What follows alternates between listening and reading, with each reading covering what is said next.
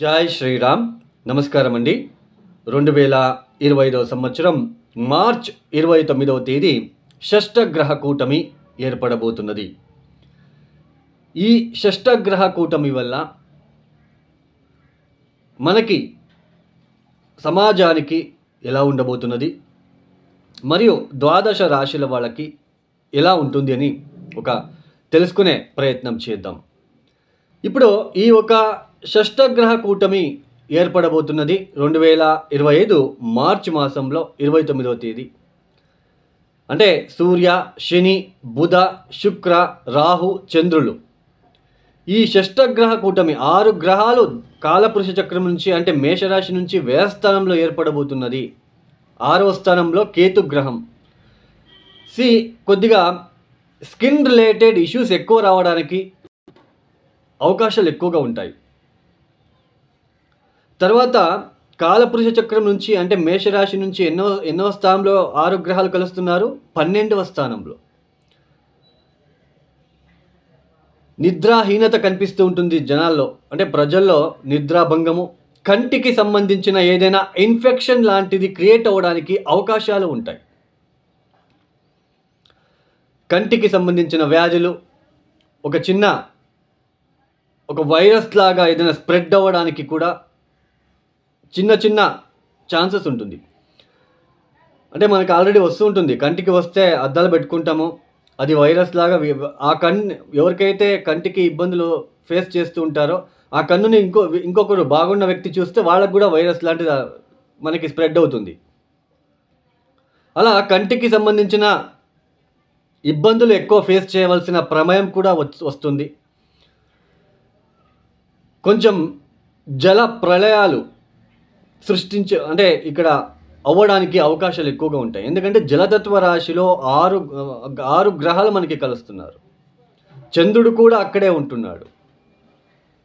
తర్వాత పైగా కుజుడు మనకి కుజస్తంభనం కూడా జరుగుతున్నది ఆ సమయంలో కర్కాటక రాశిలో సంచారము. కొంచెం సామాజిక వర్గంలో కొంచెం ఏదైనా ఇబ్బందులు ఎక్కువ అయ్యే సూచనలు కొద్దిగా మార్చ్, ఏప్రిల్, మే, జూన్, జూలై, ఆగస్టు వరకు మనకి కనిపిస్తుందనే తెలుసుకోవచ్చు. అంటే ఏదో పెద్దగా అయిపోతుంది అని కాదండి, ఏదో చిన్నవి ఏదైనా ఇబ్బందులు వచ్చే సూచనలు సామాజిక వర్గంలో కనిపిస్తూ ఉంటుందనే ఇక్కడ మనం తెలుసుకోవచ్చు. అందులోన సూర్య, శని, రాహు ఒకే ఇంట్లో కలుస్తున్నారండి. కొంచెం ఇబ్బందులు ఎక్కువగా ఉంటాయి. కొద్ది రోజులు ఈ మార్చ్, ఏప్రిల్ మాసంలో కొంచెం ఇబ్బందులు ఎక్కువ ఉండడానికి అవకాశాలు ఉంటాయి. ఈ షష్టగ్రహ కూటమి వల్ల మనకి ద్వాదశ రాశుల వాళ్ళకి ఎలాంటి ఫలితాలు రాబోతున్నాయని మనం కొద్దిగా తెలుసుకుంటూ వెళ్దామండి. తదుపరి రాశి సింహరాశి. ఈ సింహరాశి వాళ్ళకి ఈ షష్టగ్రహ కూటమి అనేది మనకి 8వ స్థానంలో జరగబోతున్నది. ఈ 8వ స్థానంలో 6 గ్రహాల కలయిక అనేది కొద్దిగా ఈ శని కూడా అష్టమ శని, అష్టమ సూర్యుడు, అష్టమ రాహు, ఈ తర్వాత అష్టమ చంద్రుడు. ఇవన్నీ కూడా కొద్దిగా ఆత్మవిశ్వాసాన్ని తగ్గించే ప్రయత్నం అనేది మనకి ఇక్కడ తెలుస్తుంది. మీ ఆత్మవిశ్వాసం తగ్గించేలాగా అవుతుంది. తర్వాత ఆరోగ్యం విషయంలో కాస్త ఒడిదుడుకులు, ఇబ్బందులు వచ్చే సూచనలు, ఆర్థికంగా కొద్దిగా డిస్టర్బెన్సెస్ ఫీల్ అవ్వడం లాంటిది, కుటుంబ వ్యక్తులతో కొంచెం తగాదాలు లాంటివి, శారీరకంగా ఇబ్బందులు, వేళకు భోజనం లేకపోవడము, భోజనం చేయలేకపోవడం లాంటివి ఇక్కడ మనము చూడొచ్చు. ఏప్రిల్, మే వరకు అంటే మార్చి 29, ఏప్రిల్, మే 18వ తేదీ వరకు కొంచెం సింహరాశి వాళ్ళకి అనుకూలంగా లేదు. తర్వాత మనకి గురుబలం వస్తుంది కాబట్టి తర్వాత మనకి కాస్త అనుకూల ఫలితాలు ఏర్పడతాయని తెలుసుకోవచ్చు.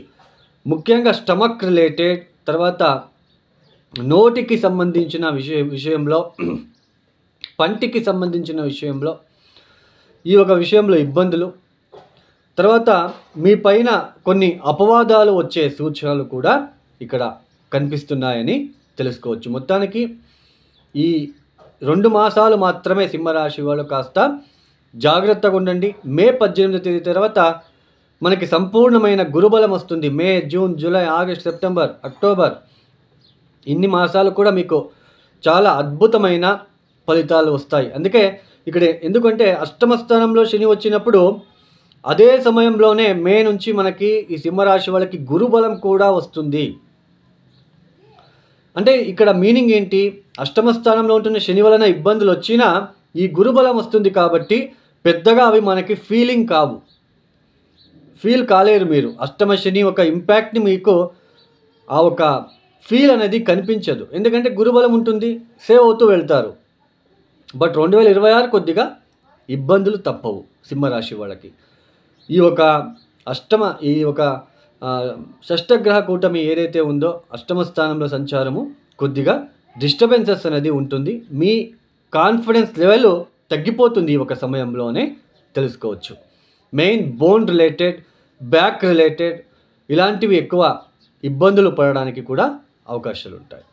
ఈ సింహరాశి వాళ్ళు తప్పనిసరిగా ప్రతినిత్య సూర్య నమస్కారము, ఆదిత్య స్తోత్ర పారాయణము, మహామృత్యుంజయ మంత్రాన్ని పఠించుకోవడము, కాలభైరవేశ్వర దర్శించుకోవడము చాలా మంచిది. ఈ ఒక వీడియో మీకు నచ్చితే లైక్ చేయండి, షేర్ చేయండి, సబ్స్క్రైబ్ చేసుకోండి.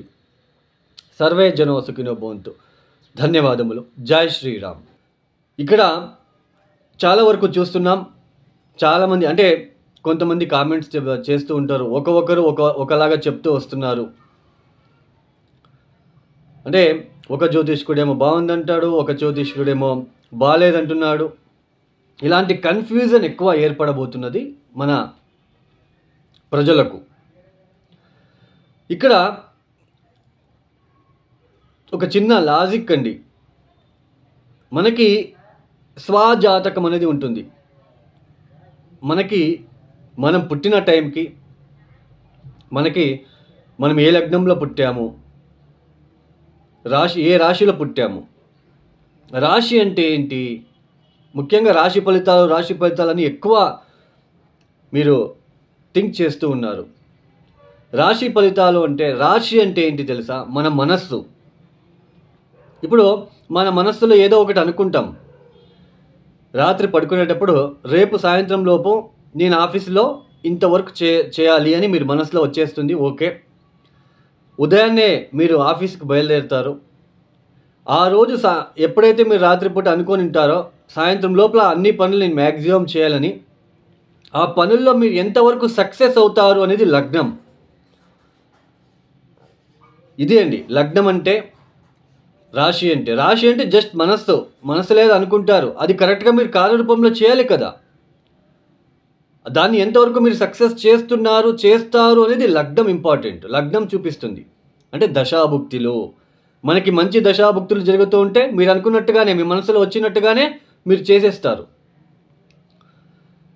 చాలామందికి ఆశలు ఉంటాయి, నేను కారు కొనుక్కోవాలి, బస్సు కొనుక్కోవాలి, లేదా ట్రావెల్స్ ఓపెన్ చేయాలి, లేదా ఒక మంచి బిజినెస్ ఓపెన్ చేయాలి, ఇలాంటివి అనుకుంటారు. బట్ దాన్ని చేయాలి కదా, దాన్ని కార్యరూపంలోకి రావాలి కదా. అది అప్పుడు మనం లగ్నాన్ని చూస్తాము.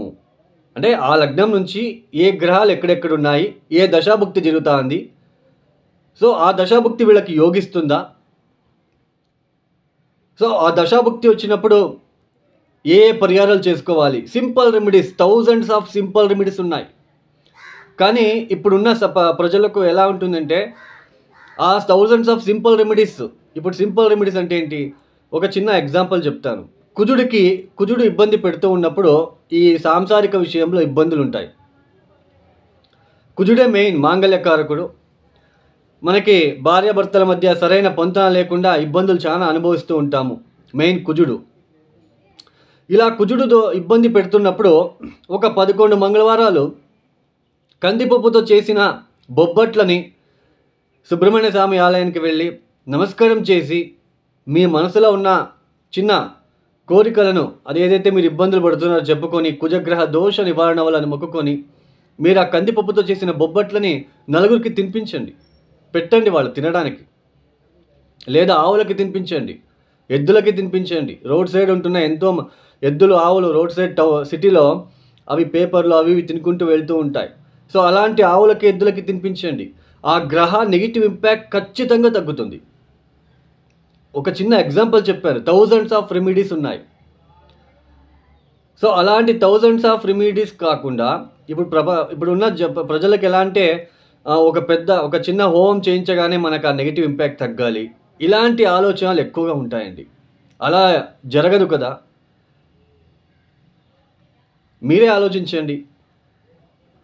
మనకి ఆ గ్రహ నెగిటివ్ ఇంపాక్ట్ తగ్గాలంటే కొన్నిసార్లు రిపీటెడ్గా మనం చేసుకుంటూ వెళ్ళాలి. కొన్ని పరిహారాలని మనమే కదా అనుభవిస్తున్నది. ఆ ఒక నెగిటివ్ ఇంపాక్ట్ని మనం చేసుకోవాలి. సో ఇలా థౌజండ్స్ ఆఫ్ సింపుల్ రెమెడీస్ ఉన్నాయి. అంటే జన్మరాశి వేరు, మనకి లగ్నం వేరు. లగ్నం అంటే టోటల్ బాడీ, ఆ బాడీలో వచ్చే మనస్సే మనకి రాశి. సో ఇలా మనకి జన్మలగ్నానికి, జన్మరాశికి చాలా డిఫరెన్సెస్ అనేది ఉన్నాయి. ఇప్పుడు ఈ ఒక షష్టగ్రహ కూటమి ఏర్పడబోతున్నది 2025 మార్చి మాసంలో 29వ తేదీ.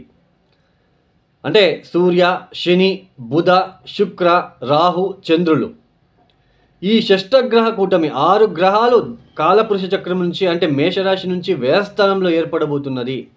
6వ స్థానంలో కేతు గ్రహం. కొద్దిగా స్కిన్ రిలేటెడ్ ఇష్యూస్ ఎక్కువ రావడానికి అవకాశాలు ఎక్కువగా ఉంటాయి. తర్వాత కాలపురుష చక్రం నుంచి అంటే మేషరాశి నుంచి ఎన్నో స్థానంలో 6 గ్రహాలు కలుస్తున్నారు? 12వ స్థానంలో.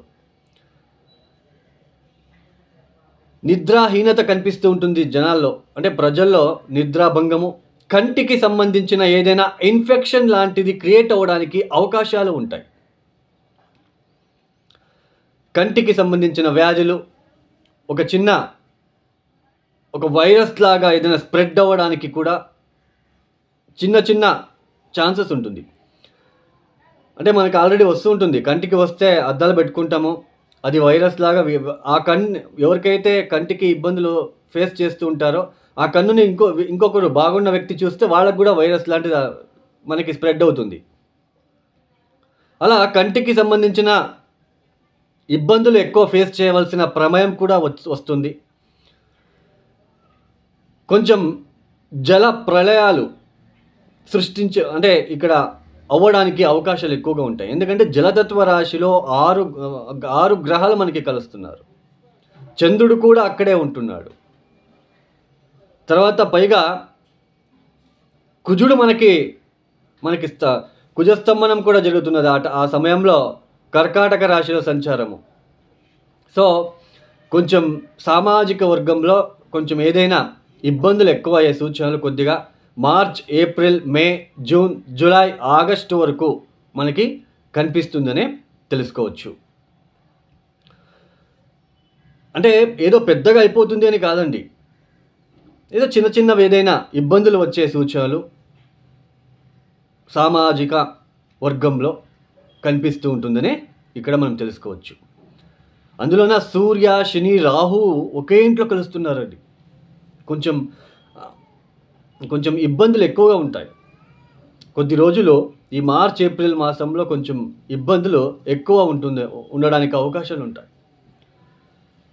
ఈ ఒక షష్టగ్రహ కూటమి వల్ల మనకి 12 రాశుల వాళ్ళకి ఎలాంటి ఫలితాలు రాబోతున్నాయని మనం కొద్దిగా తెలుసుకుంటూ వెళ్దామండి.